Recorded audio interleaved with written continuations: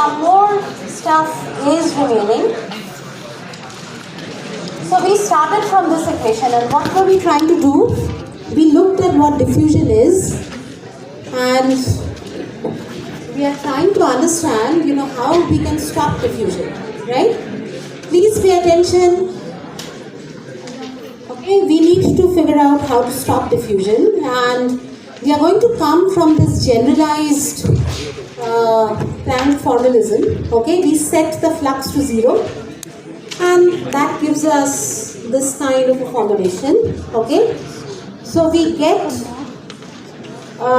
concentration difference, but we have kind of taken a step forward. We have made a generalization that if I want a ratio of concentrations across space or time? Across space, okay? Then, what we will eventually end up with is, some kind of a force divided by length into length divided by the thermal energy that is available, okay? So, last class I think, we had looked at gravity. And it might seem very straightforward, but think of two situations. Consider three things, okay? Let's say a cup of water with mud dissolved in it, okay? Some egg white that you have extracted during your cake making or whatever, you get the egg white, okay? Maybe a small vial of blood, taken from an animal, taken from a human being, whatever, right? You let all these things settle for, say, half an hour, okay? And maybe a cup of milk as well. Which ones will settle down? Which ones will have, by your intuition, a density difference if I move from bottom to up? Mud water. Not your blood, not milk, not egg white. Okay, so I'm kind of jumping the gun. The other three biological entities that we talked about, those are colloids. And we are going to again do a very simplistic definition of what a colloid, colloid chemistry, colloid physics, okay?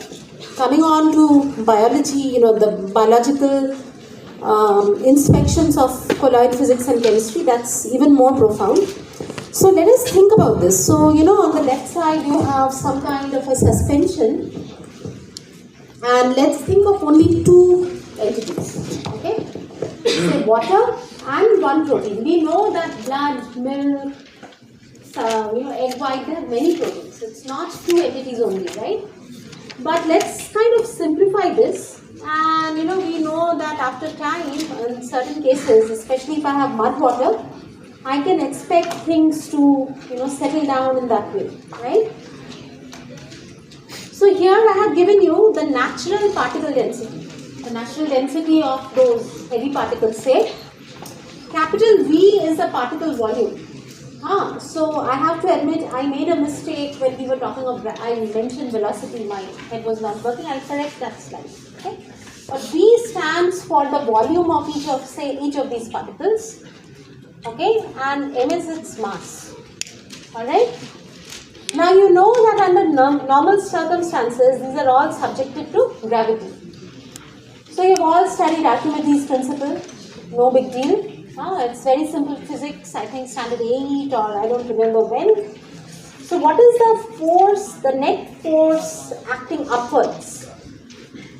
It is the net force you can think acting downwards is M minus, the volume displaced. The volume displaced is equal to the volume of the particle times G.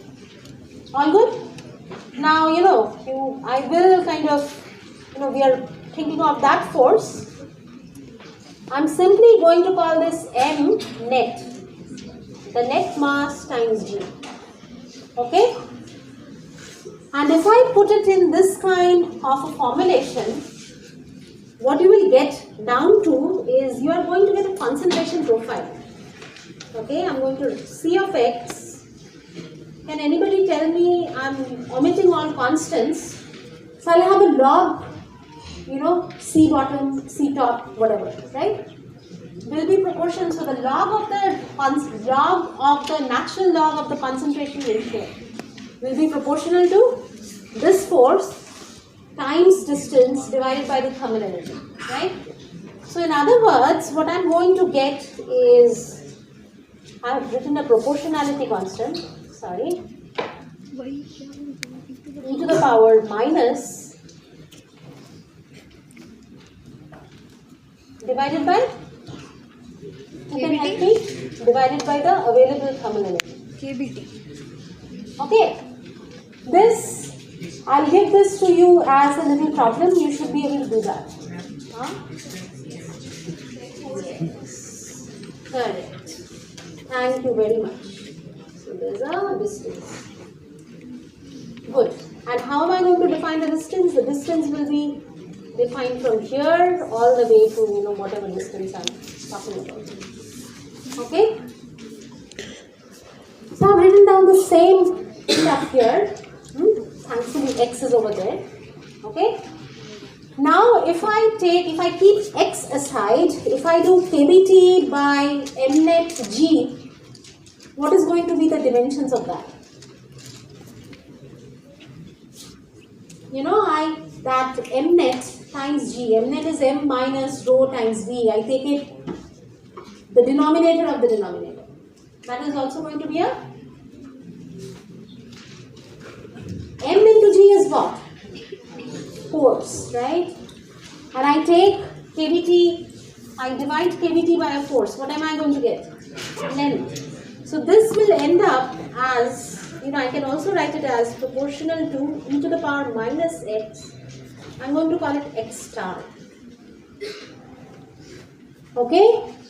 Where associated with this is a scale height x star. What is x star going to be?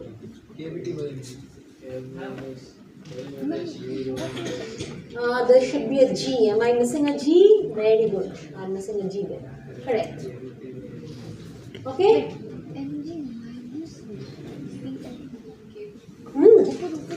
So, divided by Mnet G. Okay? Check. I'm going to give you check dimensional consistency. Okay, yes, the G was missing.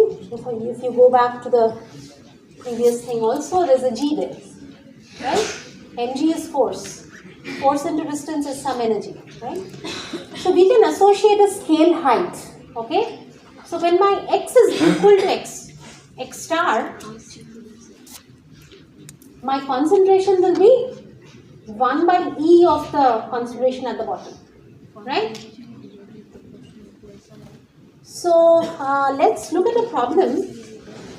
So this is a very typical problem. So the question that you can ask is, if I'm talking of my sand particle, which is probably 10th of a millimeter, a very tiny sand particle, versus I'm talking of a protein, say myoglobin, or it could be hemoglobin or any of the standard proteins that you deal with. It has a certain mass. So myoglobin has a mass of 17 kilodalton. There's a slight variation depending on which organism you're looking at, but let's say 17 kilodalton. So 17 kilodalton means what's its mass? 17,000 grams per mole. There was an interesting question from one of you about, do I have a mole of myoglobin in my body, or do I have a mole of hemoglobin in my body? Turns out the answer is no. That's a separate thing. So it has 17 kilodalton mass, density of 50 nanograms per milliliter. Those are the numbers that we are talking about when we talk of a protein. When you talk of a certain protein in, say, milk or egg white or blood or any of the suspensions that you're talking about. Okay? And I'm going to do a little bit of an approximation. For proteins, we generally, proteins are not perfect spheres, right? They are this kind of a clumsy, misshapen thing. So getting the shape of a protein itself is, you can generate at least 100 PhDs talking about the shape of a protein. Alright? But we are going to make another very physical, this is a physicist approximation. We are going to assume that my myoglobin is a sphere. And I'm going to associate the measured radius of gyration. Radius of gyration of a protein is something which is routinely measured, okay, by certain spectroscopic experiments. We are going to say that its Rg is roughly equal to its radius. And if I treat my myoglobin as a sphere, then 4/3 pi r cube will give me the volume. So if I have all that information, can I get to my X star? Okay, T is, you can take 300 Kelvin, you know, as somebody just asked, T is not given, take it as room temperature, you know, in kelvins, you can approximate it by 300 Kelvin. So doing all this, quickly, I would like you guys to try to answer this question. Find the scale height of myoglobin. We want to have a sense of, if I have a myoglobin suspension solution, should I expect myoglobin to settle down? Or if, let's say, I have a bunch of proteins with slight variation in their masses, can I have gravity settle the case for me? Or do I need to apply an extra force in terms of rotation? Okay, that's the fundamental question we are trying to get.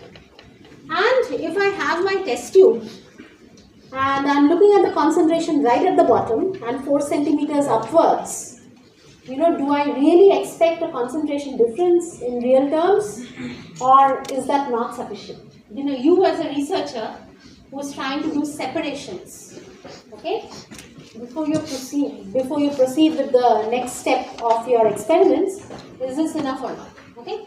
So let's work with the basics. These are the numbers I have. Mass of myoglobin. Okay, I got it as something like 17 by 6 into 10 to the power minus 20 grams. You know, verify all these. See if I have made a mistake. What will you do? 17 kg or 17 into 10 to the power 3 grams for 1 mole. 6. You can take it as 6 into 10 to the power 23. So 1 will be how much? Okay? And what am I also doing? Look, I told you the other day, sitting in the SI units is a good thing. You know, it's maybe a little bit tedious, but you know, I know that everything is consistent. Okay? The density of myoglobin, what will I do? It's 50 nanograms per milliliter. So how many grams? 50 into? Oops. 50 into 10 to the power minus 9 grams by, now milliliter is 10 to the power minus 3 liter. So if I want to make it in SI units, I will have to go by, how much should this be? I have to do kg per meter cube. So come up with this. I think I made a mistake in my notes. Is it 5 into 10 to the power minus 5 liters? So you have to know how to go from liters to meter cube. Just explained by 17 by 6 mass. It's actually 6.023. Okay, so I have rounded, you know, feel free to write 6. Okay, did I make a mistake over there? Here you say mass equivalent to 17 kilodalton. Mass Yeah. means the given mass. Mass means, you know, the natural mass of the system without your buoyant force or anything. Just, No, even point in the presence of point force mass will be even the presence of. so that's exactly what you're talking about, you know, assuming that you're in an aqueous environment, there's a upthrust, right? You're displacing water. So your mass is going to, why are you lighter when you swim? Because, you know, the mass of the water that you're displacing, your mass goes up by that, right? So effectively, your gravity is pulling you by a mass which is less than your real mass. Archimedes principle, straightforward. Okay? So check that, and the volume Volume, I'm going to approximate it by 4/3 pi radius of gyration cube. So 4 by 3 into 3.142 into Rg angstroms.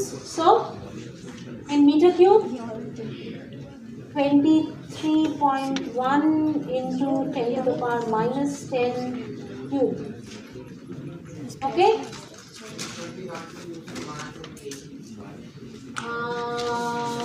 Mass in kgs. Correct. We did, right.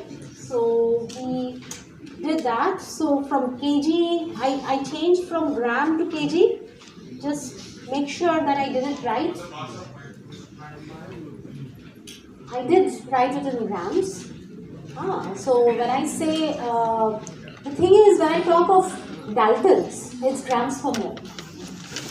So yeah, I could have said 17 kg per mole. That's fine.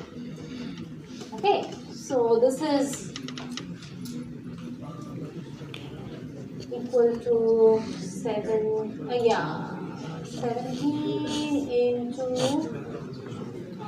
17 kg. Check this.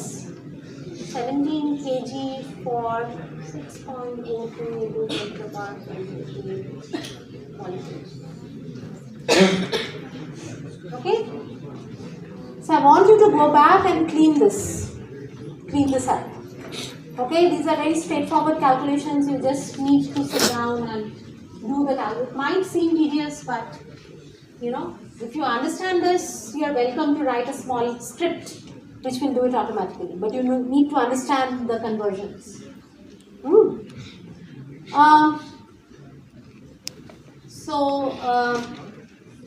So volume, I have 10 to the power minus 30 meter cube. Clean it up again. 1 angstrom is 10 to the power minus 10 meter, right? So if you do all of that, this approximately came by my calculation to 5.2 into 10 to the power minus 26 meter cube. That is the volume of one myoglobin, assuming it is spherical and assuming that its radius corresponds to the radius of gyration. Okay. So if we get that, what is my, I should have, just a moment, I should have inserted a new slide.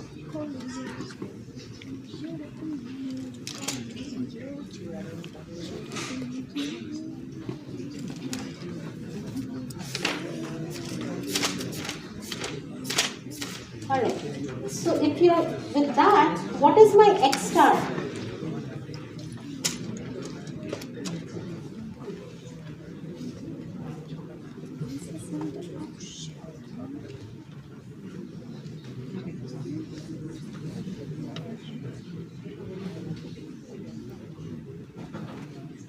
Okay, if you fit in all this, the point is for a protein,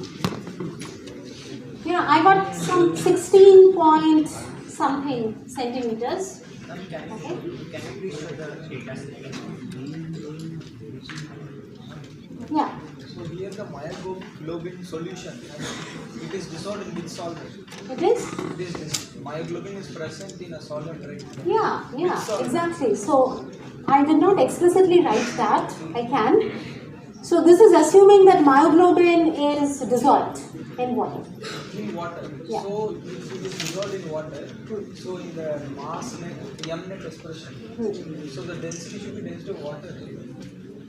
Should be the density of the volume. It is, you are right. So the density of myoglobin is already included in the mass of myoglobin. Mass of myoglobin, it should be the density of water, and I thank you for that. Okay? So did folks notice I made a mistake and he corrected that? How many of you noticed it? Okay. So what is the mass which is being displaced? It is the mass of the water that it's displacing, right? So I'll verify that. But still, do these calculations in both ends. You should get for myoglobin, X star is of the order of anywhere between 15 and 20 centimeters. 15-ish. centimeters. Huh? No. No, go back. You feel free to write it in meters. No, please understand something. Units are human constructions. And this is nature. Feel free to write it in centimeters, feel free to write it in millimeters, feel free to write it in feet if you like. Okay, it's some value. You know, what unit you choose is your prerogative. Okay? So it is, the reason we are doing centimeters is when you're talking of test tubes and class, listen to me, we usually measure test tubes in centimeters, right? You know, your equipment, typically we don't use meters. So it gives you a sense of, you know, when you tell me 4 centimeters, I know it's a little bit like this. If you tell me 0.04 meters, I'll have to think. Okay, that's the only reason. So all said and done, for typical proteins, yes? Okay, so I'm just keeping it of the order of, you know, greater than, I'm going to call it greater than 15 centimeters. Let's redo this calculation. Yeah. Okay, take this as an opportunity to work on your units.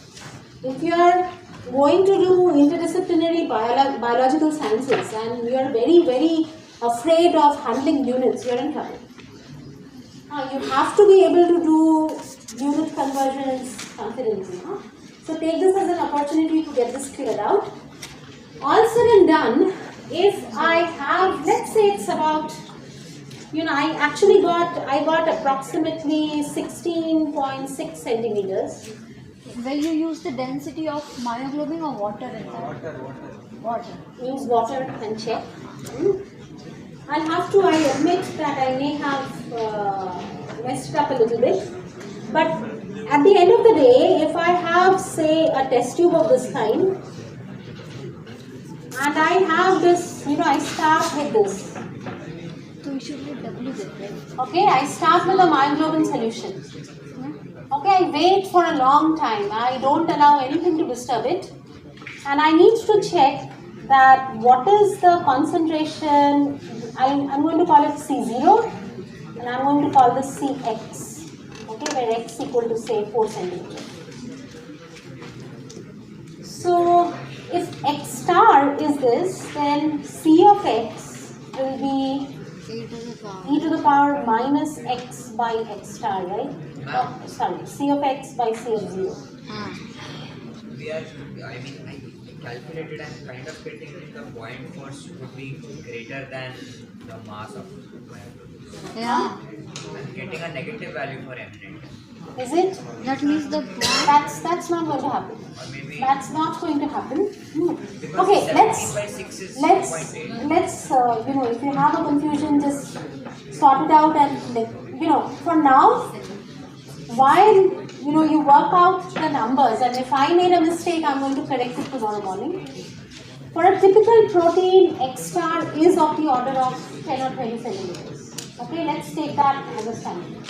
If that is true, what is the concentration ratio between these 2 points at x equal to 4 centimeters? If I take of the order of 15 or 16 centimeters, then this ratio is of the order of something like 0.79.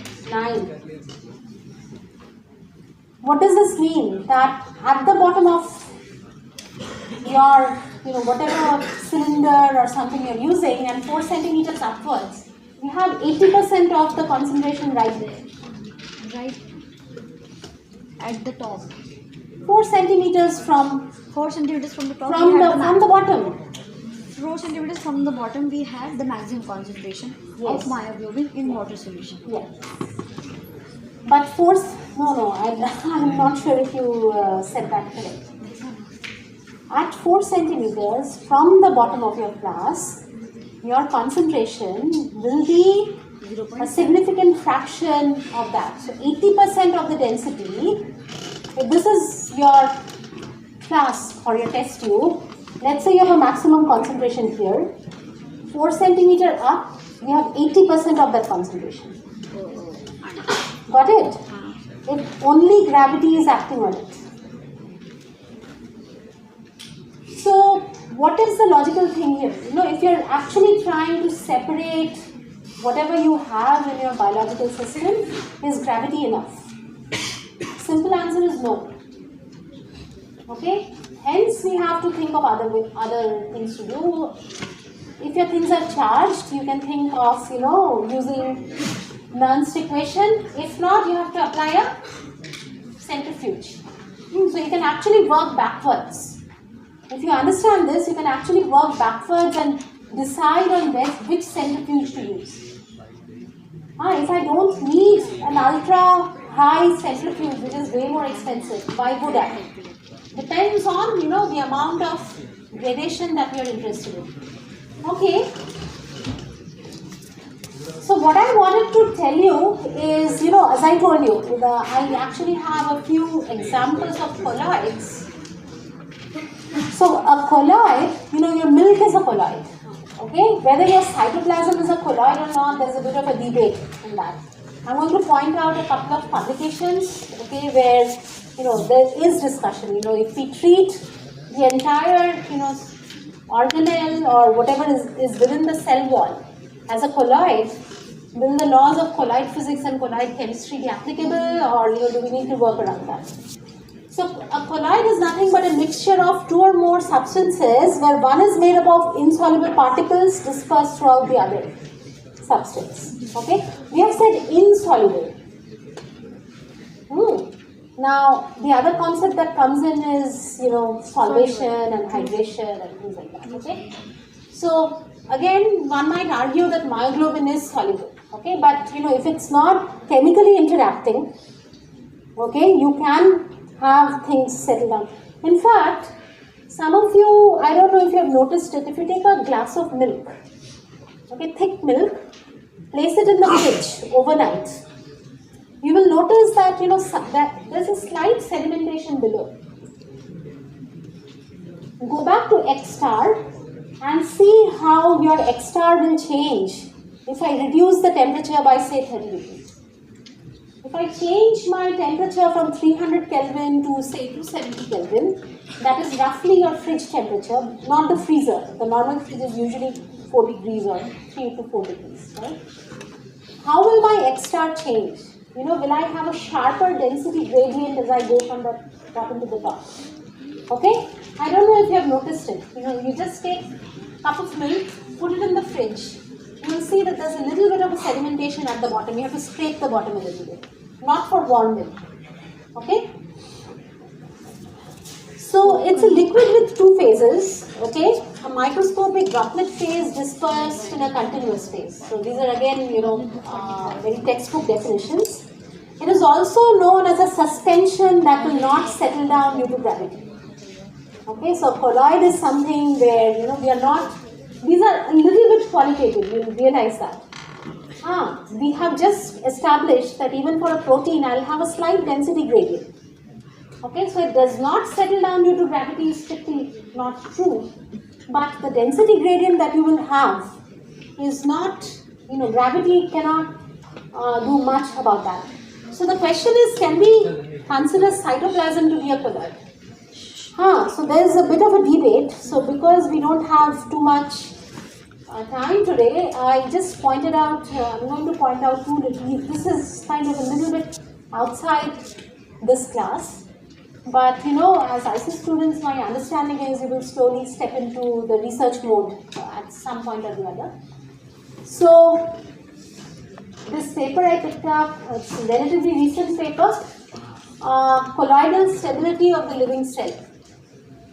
So, if we treat whatever is inside alongside all your organelles and things like that as a colloid, is that an appropriate model or not? Can we actually use colloidal physics to consider the cell? Okay, so all these ideas about size, dispersion, about interaction, okay, interparticle interaction. We have made one slight assumption here. Yeah, I'm coming to that. But we have made one more assumption here. There are no intermolecular interactions. There are no intermolecular interactions, which is again not true. Both these questions I'll come to in the next slide. It is part of this article. So you're right. within the cell, you actually have a large size distribution. Okay? And if you're looking at the interaction potential, so they have scaled the interaction potential in terms of, many people don't write KB, but it's actually KBT. You see, as particles are going away, the interaction is tapering off to zero. Okay? But still, when they're very close, there's a strong and actually a repulsive interaction. It will depend on charge, it will depend on dispersion forces, many such things. We have many things. We have ribosomes, which are, you can assume that the mean size of the ribosome is 10 nanometers, proteins 3 nanometers. We have attractive dispersions, close range interactions, repulsions, okay? So of course one must consider the size and one must consider the strength of your interparticle interactions before you decide. Okay, so all that we are discussing today might seem relatively trivial, just algebraic challenges, if you will, but there are deeper repercussions if you think about it, okay? So I'm going to highlight this paper, another paper which half the class may not like. It's a very physics paper, okay? And that's why some of you have probably been wondering, why are we NEET preparing students made to do this class? The reason is you are in an ICER, where we don't have very strict boundaries between disciplines. This is in a very, very physics journal, Physical Review E. And the title of the paper itself says Dynamics of Highly Polydispersed Colloidal Suspensions as a Model for Bacterial Cytoplasm. Okay, I've included the URLs. So again, the principles of colloidal physics are used. And if people who are working with us can go through this paper, many of the dynamical calculations we do has been used in this paper. They've come up with a model and there are some representative pictures as well. Okay, so this is just to take you to the next level. I'm not going to ask you about the literature in your exams, be sure of that. But it's a good idea to kind of understand where we are going. Okay, I'm going to, not do much more, but from here I hope it helps you understand why you need something like a centrifuge. What is the origin of the Nernst equation? When I'm making a, say, a nanomembrane, okay, beyond my centrifugation, I want to use potential differences to separate things, electrophysiological experiments, okay, things like that. So, what is the magnitude of force that I need, and how do I generate the forces? So, we have looked at three options. One is the natural force that we are always subjected to, gravity. One is something that you can provide, a potential difference. The other one is you can provide a mechanical force. Okay? So we'll do a few more problems. After that, we'll get back to Reynolds number. So is there something from this very, numerical discussion, can you think, does this make anybody think of the medium in which all of this is going on? Water, right? So water there must be something unique about water. When I'm talking of a colloid, that continuous medium that I'm talking about is water. It is not D2O, it is not DHO, it is not, the closest, it's not hydrogen peroxide, it is water. And that when NASA sends something to the moon, they see, is life possible? The first thing that they look at is water available in that planet, right? So there's something unique about water. So we'll also, maybe next to next class, we'll touch upon something like that. And, okay, before I close this class, I would like to repeat something. So there will be 5 tests. 3 have taken place, 2 more. So try not to miss classes. Again, those will be 15-minute short tests. Something to just, brush up your concepts. So try not to miss it. There's an extra class on Saturday. And before anybody asks, I'll tell you that the NSEM is of 50 marks, 50. Okay? -3 for those who have less than 80% attendance. I'll stick to that. Okay? So if you have 79%, make sure you attend all the next 6 classes. Another thing is, two of the class tests will contribute to 20 marks. Okay? 2 there. So the 5 or so people who did IGN, I think it is 25. Right? You are still getting an extra. It's going to be difficult to fairly, make another exam. Okay, so this kind of equilibrates the whole thing. Alright, so we continue tomorrow, and I do request you to check these numbers. Take this opportunity to familiarize yourself with your scientific calculation. Okay, see you tomorrow. Yes. Let's do today, because since there was a test yesterday, so there won't be a test today. So I think that's the reason. I understand people's choices, but let's actually continue the discussion. There were a few things which were a little bit, need a little bit of polish, from yesterday's discussion. So we will continue with that. I'm starting in the opposite direction, so we consider something known as colloids. Okay, so colloids are a mixture of 2 or more substances. But plenty of definitions. One is made of insoluble particles dispersed throughout the other substance. The so-called other substance, right? What do you consider a solute? What do you consider a solvent? That is actually not a trivial discussion. When you get into more advanced studies, that is something that you think about. So you simply think of it as a liquid with 2 phases. Okay? One is the continuum phase. And for all practical purposes, or for most biological settings, our continuum phase is going to be water. There could be other situations as well, but those are relatively rare. Okay? So we are going to talk about a continuous phase, and then you have little droplets. Okay? So for now, what we have done is we have usually water, and that is why water is so important. And you see, we are talking of microscopic droplets. Okay, so though we are doing it in the context of proteins, there could be other things also. They could be micelles, they could actually be biomolecular assemblies as well. Alright, but we are doing a very basic description here. So, and colloid should not settle down. They should not phase separate when you just simply have gravity. Okay, so that is one major consideration. And we actually got, it's my fault, I accept it, there were some numbers which were a little bit not right. We will redo some problems here. And examples are milk, paint, pigments, blood, milk. Milk is there, of course. Can we consider a cytoplasm to be a colloid? So you can actually have a group discussion on that.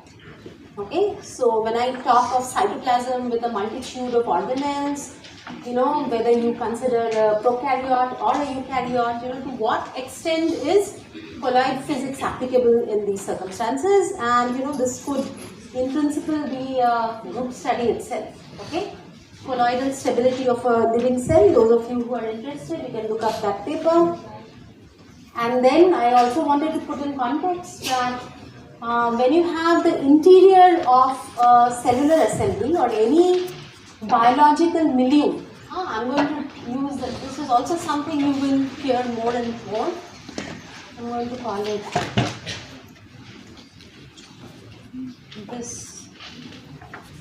this term is used very frequently, biological milieu. Okay? In that context, these are not particles which are not seeing each other. If they're sufficiently far away, their interaction will attenuate. But usually, they can have attractive as well as repulsive interactions. This one, don't take the sign too rigorously, just take the magnitudes. You see, we are talking of, at short distances, we are talking of maybe 40 to 50 kT. Okay, so that is much more than your room, that is nearly 90 times your room temperature thermal, 40 times, sorry, 40 times your room temperature thermal energy. KT is 0.57 kcal per mole generally. And of course, there are many other research articles I just picked up too. You can do your own literature survey and discuss that. Again, just to reiterate, we built the Nernst equation for the rest of the cases. We are not going to actually rigorously derive. But you see, whenever we set the flux to 0, okay, we can generalize it and get this formula. And so we are going to say logarithm, whenever we have a concentration difference as a function of distance. So this length here, that is the distance. Okay,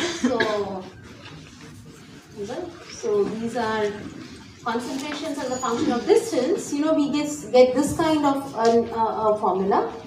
And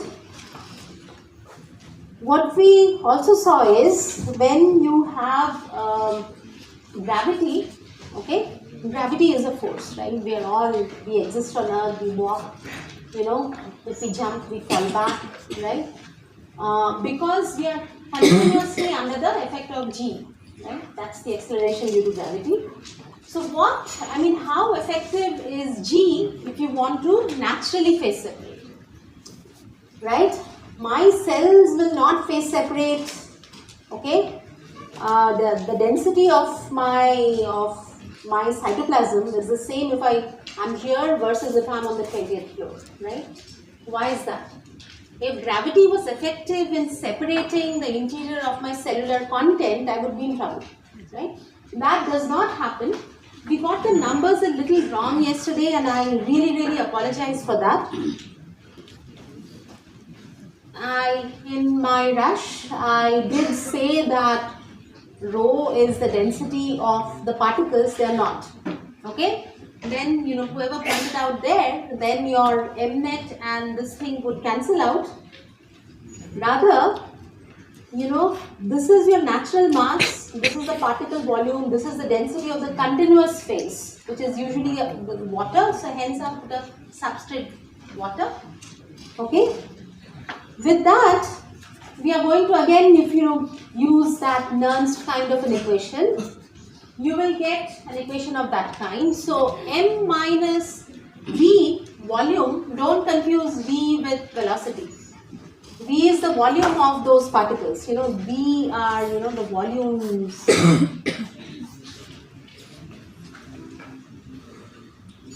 Okay. So this, this is the net, you can call it m net, m minus v times, this should be w, I'll correct it again. Okay, that is, the reduced mass owing to the gravity. And that times, the distance that you're concerned about. So let's say, this is x equal to 0. We are going in the reverse direction. And let's say this is the x that you are interested in. Okay. So we can actually come up with a scale height, a characteristic scale height that depends on, what are the factors it depends on?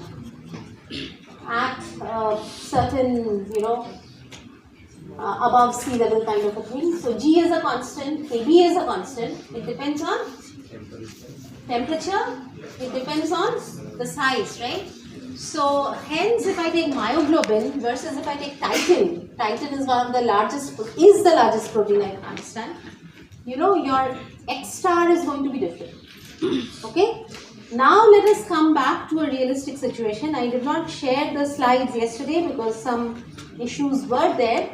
It turns out that for myoglobin, I cannot just, it's not a good idea to take the Rg and, get the volume. Okay? Rather, I've picked up the volume. I did a little bit of literature survey. Volume of myoglobin can be taken to be 22.3 nanometer cube and 17 kilodalton. So 17 kilodalton means 1 mole weighs how much? 17 kilograms, right? Kilodalton. So if you have a test tube of myoglobin solution, alright, so again, another thing that came up, solution, find the ratio at the bottom to that at x equal to 4 centimeters from the bottom, we can call it Cx.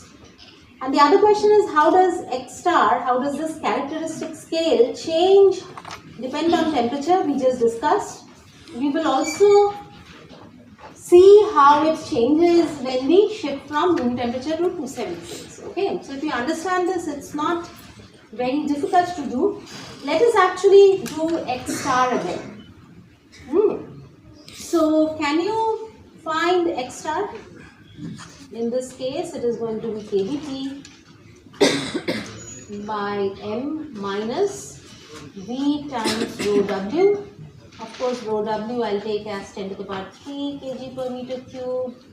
Okay. What should m be? 17 by 6.02 into 10 to the power 23 kg, right? 1 mole is 17 kg. Okay. Volume I gave you 22 point, how much was it? 22.3 into 10 to the power minus 27 meter cube. Okay. And we know kb. Yes. 1.38 into 10 to the power minus 23 joule per Kelvin.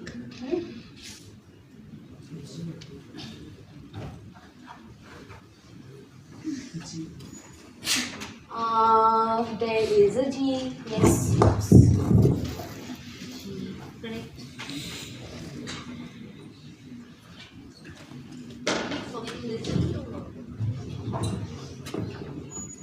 So if you do all of that, what is roughly important, if you are off by a little bit, that's okay. What is the x star that you're getting? The good part is your 10 to the power minus 23 or 23, depending on how you are, those will cancel off. Okay. So I'll give you a couple of minutes. Just work this out.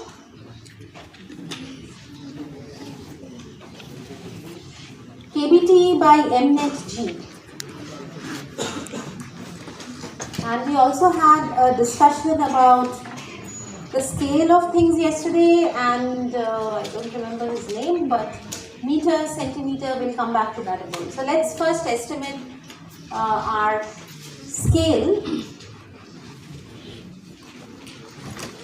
for myoglobin. How much does it come down?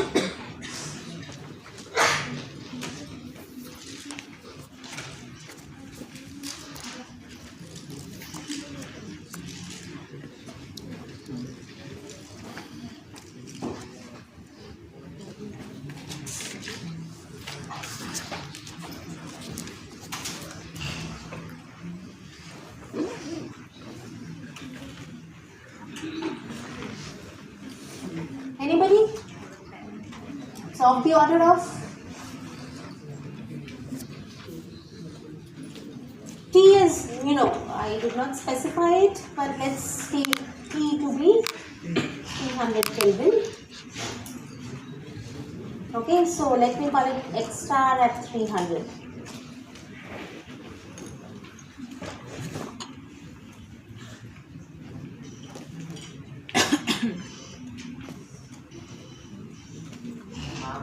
Yeah. I have given you all the data here.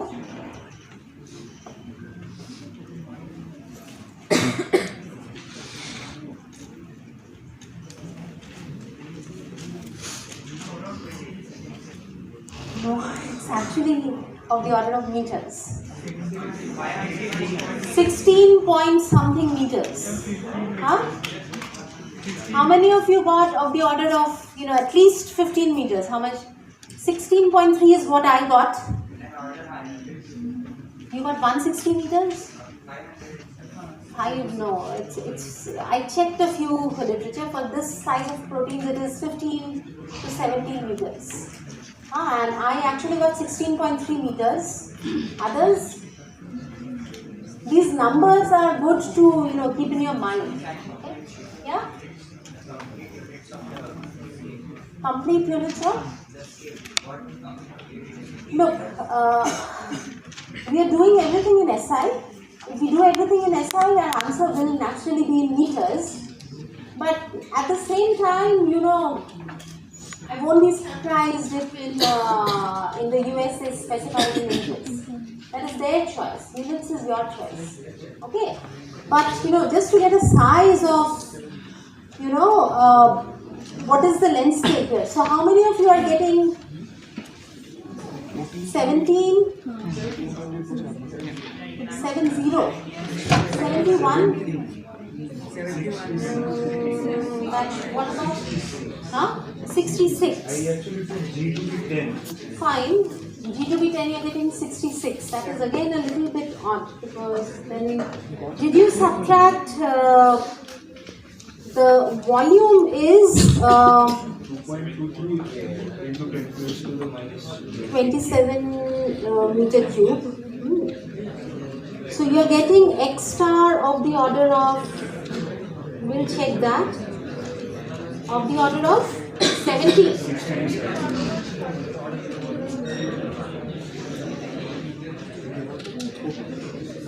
Alright, but if that is the case, hold on, if that is the case, then to get, well, let's work with 70. I may have been off by a factor somehow. I'll have to please check my calculations from today morning.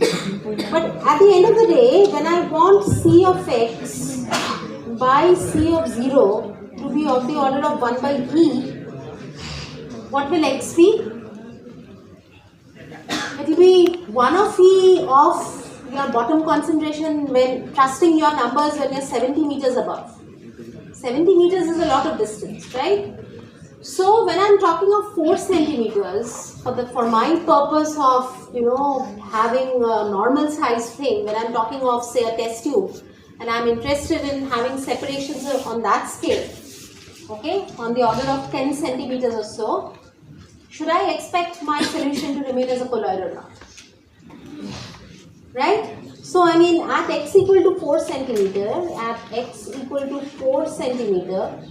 C of x should be C of 0 times, I'm trusting your numbers,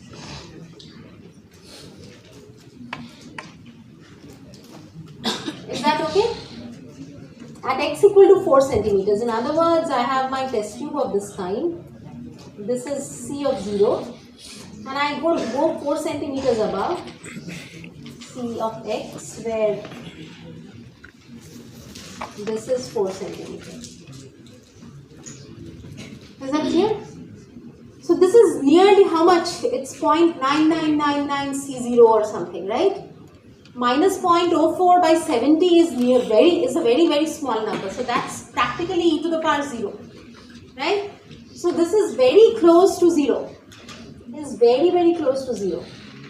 So if I go to normal cells, so keep these numbers in mind. Though that's 70, I have to check. I got more and maybe I made a mistake.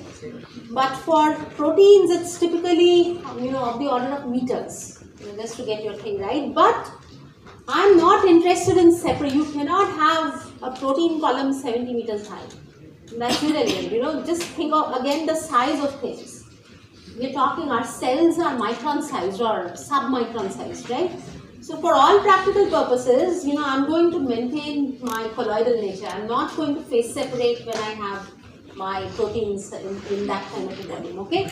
Another test you might do is change the temperature. Your refrigerator is 276 Kelvin. So change it, right?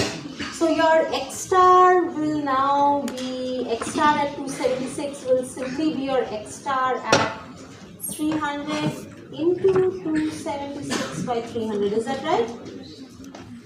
The way my X star is designed, there's a KBT on the top, right? So this is not going to vary much, right? So again, I can find the C of x at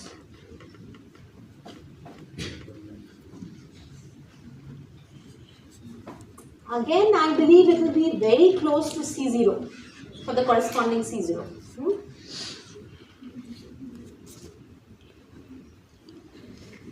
So the lesson learnt is, we cannot, gravity, the good news is gravity is not going to disturb my distribution, Okay, spatial distribution. But then gravity is useless if you want to separate things, right? One quick calculation, since we are doing it anyways, let us look at a really big protein. Okay, maybe you can do this as a problem, or we can quickly, since we are, because I suspect half the class will shut their notebooks and not look at it. So acetyl CoA carboxylase, it's a big protein, 500 kilodaltons. And I keep thinking about it. Okay, so 1 mole of this protein will weigh 500 kgs. So clearly, a normal sized organism cannot have 1 mole of this molecule within that. There was one question from Abhinav, I think, it's a good question. I have not thought about this. But, proteins are large entities. Compare that with your standard small organic molecule or even water, which is the smallest weight. So in this case, what will I get? The other thing that, well, I'll come to that later. So in this case, R min, in the absence of known volume, okay, I'm going to, so the minimum radius, so I'm sure this protein is not uniform. You can assume it's a protein of this kind. Okay, so if I take the center of gravity, CG, to the minimum distance, I can consider this as an R min. Okay, that will give me a very, very approximate volume. Right? I can assume that, my volume is, if I consider this as some kind of a sphere, so I can call it V min.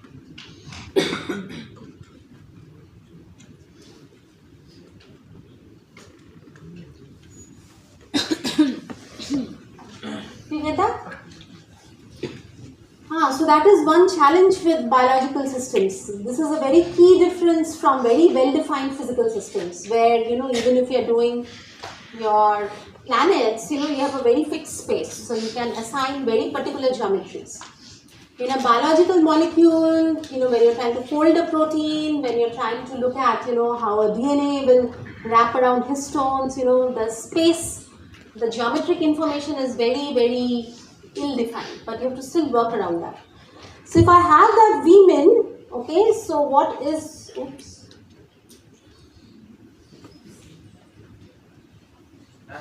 yes? Can you please explain once again what X star signifies? What is the significance of X star? The scale height. Extra. X star. X star.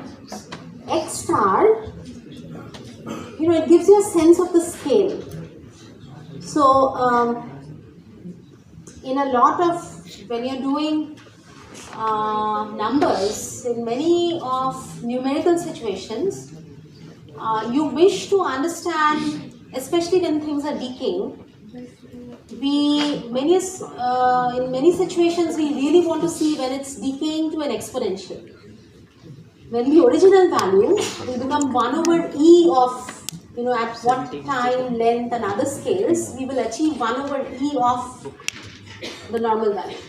Okay, that's just a numerical convention, if I can tell you that. Okay, simply because we tend to use logarithm a lot, natural log a lot. So the distance at which it will scale down to 1 by e of the original value.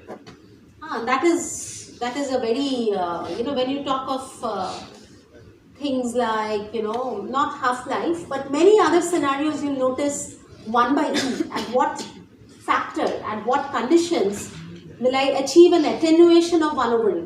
That's very standard. Hence, we are here also, we are adapting that. And we are saying, at what distance will it scale down to 1 by e of the density you have at the bottom, concentration you have at the bottom. Okay. You can modify your mathematics is a tool at the end of the day. Okay. Apologies to math majors, but it is something we use on a daily basis as much accurately as possible. But you can also, change your logarithm, natural log to a log 10 scale if you wish. So then you will probably talk of 1/10 of where that is. Okay. But here, if I'm talking of this very large protein, okay, one approximation I will be doing, I want to point this out, I'm going to get the lower boundary of my volume. Okay, because proteins are very, non-uniform entities, and in this case, what is my X star? At 300 Kelvin, X star would be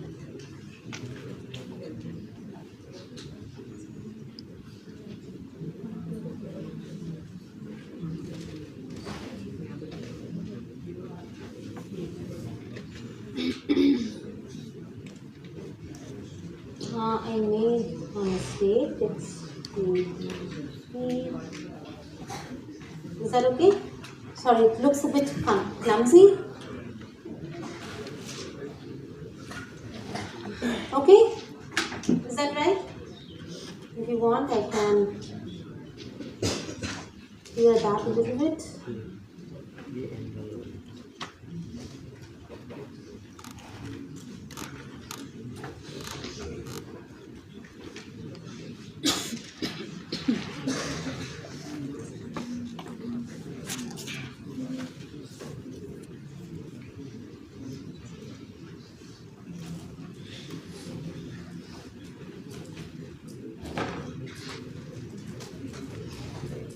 And I should have written X star a little bit over it.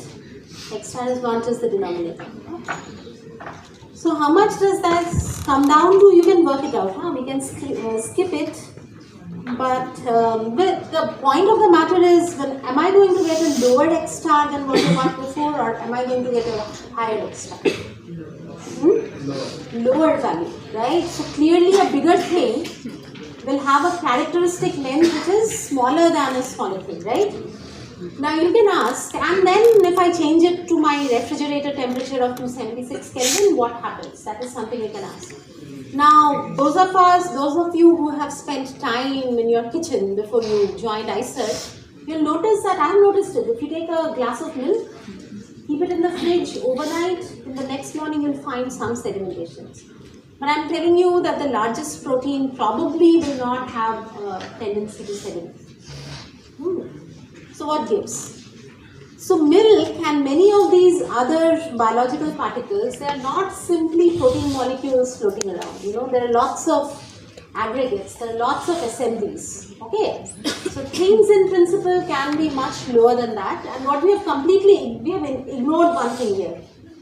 We have not bothered about time scales at all, right? So though things will diffuse here and there, but you will get a little bit of sedimentation from that perspective. Okay, so hence clearly, if we cannot rely on gravity to separate our biological entities, we have to apply force, right? We have to apply artificial force. Whether that be through a potential difference or whether that be through a mechanical force. And in centrifuges, it's applied through a mechanical force. If you work in a cell biology lab or any of these biological labs, you will have to separate them. If you're doing, say, if you want to move on to mass spectrometry and all, I think in the first phase you have to do at least a crude separation, right? Now, in centrifuges, the speed of the centrifuge, of course there's RPM, I've skipped that part today, but centrifuge speeds are given in terms of how many times of G, okay? 10,000 G, 100,000 G, where G is the acceleration due to the gravity, okay? There's a scaling factor, of course, we are connecting rotational velocity with this, but what I wanted to tell you is the following. Our GC, okay, GC, scaled by a length or whatever it is, the effective force from a GC from your centrifuge speed is such that your effective acceleration,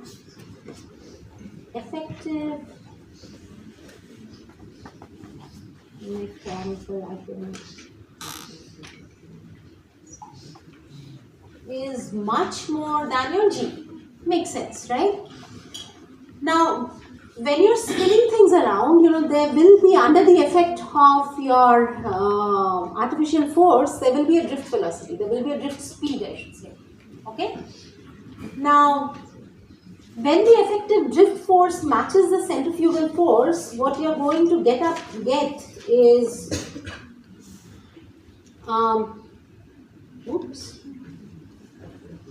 you're going to have, remember the viscous friction coefficient, sorry, I intend to,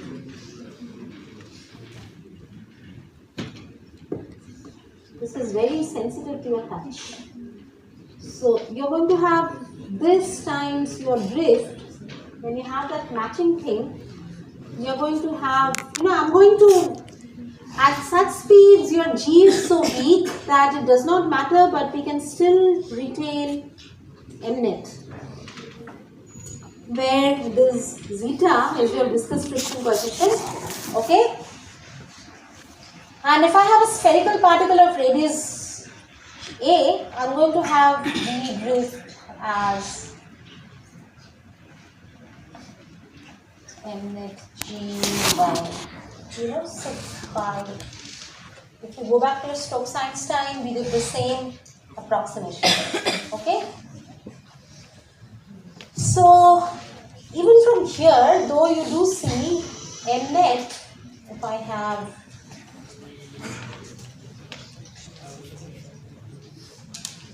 okay, what is going to be the units of this? Or what are going to be the dimensions of Mnet by viscous friction coefficient? Even from the right side, you can have a look. It's a time, right? So this is one is when I do Mnet by this, it is your velocity by some kind of an acceleration. So this actually gives you a time scale. Alright? So Mnet by viscous friction coefficient or Mnet by 6 pi eta A, assuming again a spherical particle. We are doing a lot of approximations here, assuming things are spheres so that we can handle it, so on and so forth.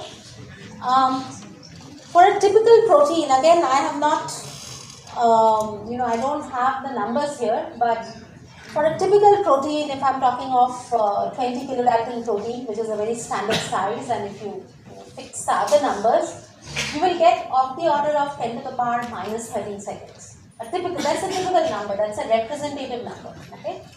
So, this value, simply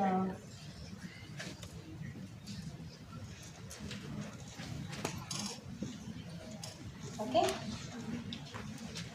If that is the case, so this number 10 to the power minus 13 seconds has been defined as a time unit, okay, which again this kind of scales to mass. I know it's not very intuitive. So biological particles are typically given in Swedberg units. Okay, Swedberg was again Nobel laureate from Sweden itself, where you define this, and you see you can define Swedberg coefficients, okay, as this plot is a function of density with the Swedberg coefficients.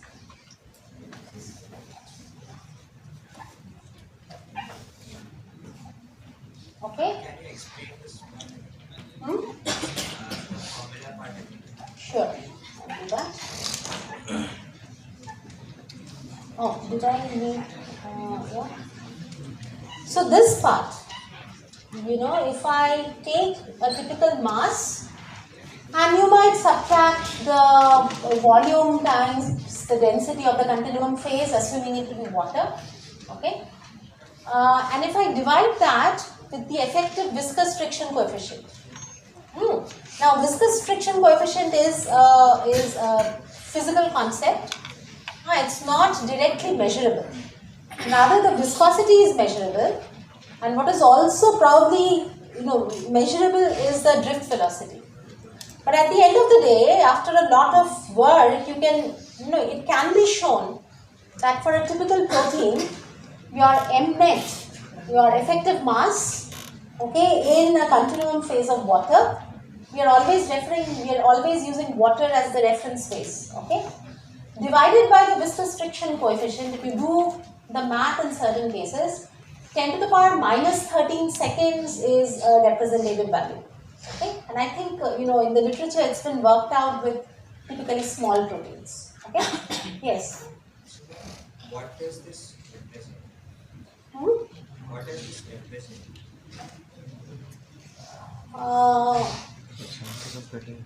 What does this physically represent? We scaled the drift velocity of such a particle, okay, we looked at the drift velocity and compared it with the acceleration due to gravity which is available all the time. This I said is v drift divided by g, okay? But 6 by 8 divided by 6 by 8. That is the 6 pi eta A is the same as your zeta, which is your viscous friction coefficient. So like what do we do when we are dividing? So what are a measure of what? It's a measure of the relevant time scales. I know it's a bit of a it's not instantaneously visible. You cannot visualize that instantaneously. But if you were to take a representative, perhaps simple protein molecule, you can assume that the time scales over which it is 10 to the power minus 13 times the natural velocity it would have if it was only under gravity. Something of that. Okay.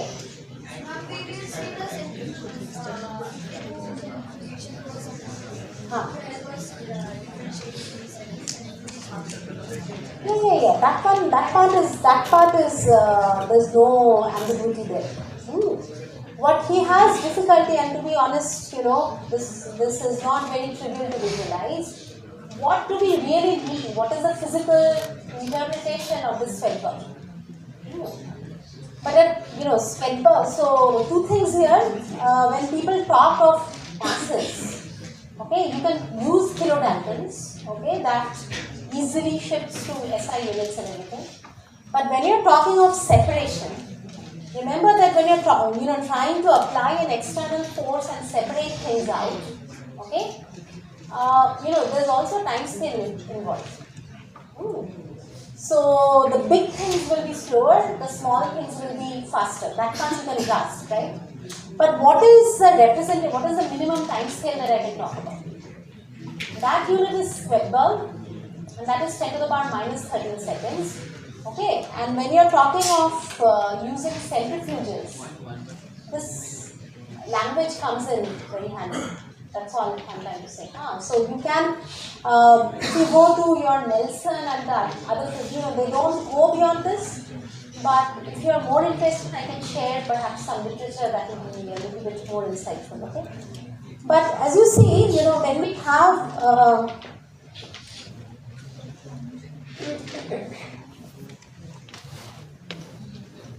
you see that when we are talking of biological entities, and this is not just proteins, okay? We have viruses, microsomes, we have organelles and many other things. So we have assemblies as well. A protein, is a molecule at the end of the day. A protein is nothing but, side chains and groups and all, everything attached. But what we have here, we have some large molecules here, but we also have assemblies.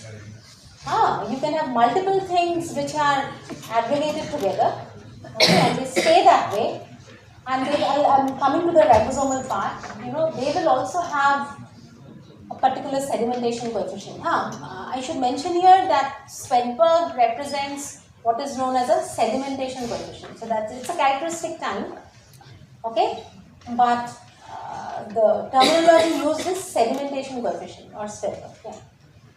If my sedimentation time is say 5 into 10 to the minus 3, what does it mean? If your sedimentation time is? 5 into 10 to the minus 3. Yeah. What is it? So it is nothing but I'm just setting a scale.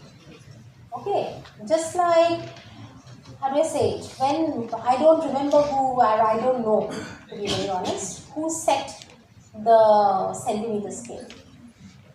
It's a human invention, right? Somebody set the centimeter scale, it became a convention, and then we started using it. Right? Not about the scale. Suppose I have a protein that has 5 mm minus X. Okay. What does it mean? That It is, in relative terms, it's roughly 5 times the size of perhaps an average representative protein. You can think of 10 to the power minus 13, one Swedberg unit, as representative of one small protein at normal conditions. It's a size. So anything which is, but I'll come to that. It's size but not directly the size. I'll tell you. If I think of an entity, for example, this one, the A is missing. Okay, let's say I have a smallest unit. Okay, and then I have conjugates of different kinds, biological entities. So with respect to that, smallest unit, how much are we scaling? So, you see solid. So if I think of one, this you can think of. I'll have to check exactly what kilodalton this, let's say I have one Swedberg unit. That is 10 to the power minus 13 centimeters. That is, one representative protein, a normal sized protein, 10 kilodalton or whatever. 10 kilodalton is a very normal sized protein. Okay? Now when I am going to other proteins, let's say I have 5 kilodaltons as you said. Okay? That is roughly, as long as it is one protein molecule, a standalone protein molecule, it is 5 times the size. Now it is true, we have people working in a group. If I have, say, 2 proteins, identical proteins forming a homodimer, will that automatically be 10 Swedbergs? The answer is actually no. Coming to that. So you see, other things, if you have viruses, microsomes, lysosomes, these are, conjugates of, these are assemblies of many other entities as well, right? So here if you see, I have just look at the ribosome.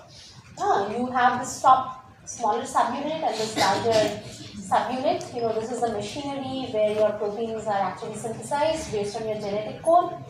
You see, Swedberg units are not anything. Why? Though we said it is a representation of the size, okay, but at the same time, it is representative of how much resistance you are finding in your medium. Got it?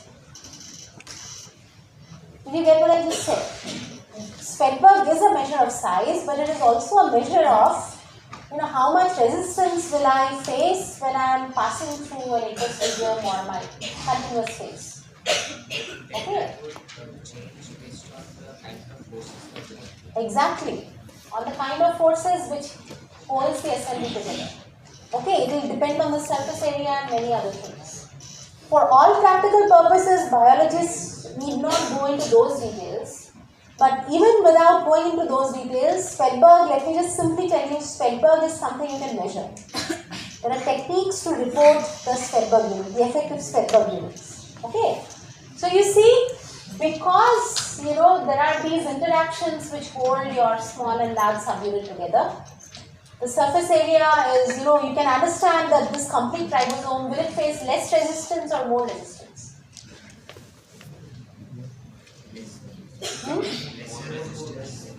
Less? Who said more? Who said less? So all said and done, what this guy faces and what these two independent things face, they will be different. So all simply said and done, I'm just going to say that Swedberg units are not additive. There can be many reasons, and again, one crucial difference between biological physics and other kinds of physics is, it's not always straightforward to generalize. Whatever holds in, say, the ribosome, the underlying factors, if I kind of take the same logic and shift it to something else, okay, let's say a micelle or whatever you have, it may or may not work. Okay, so biology is very case specific.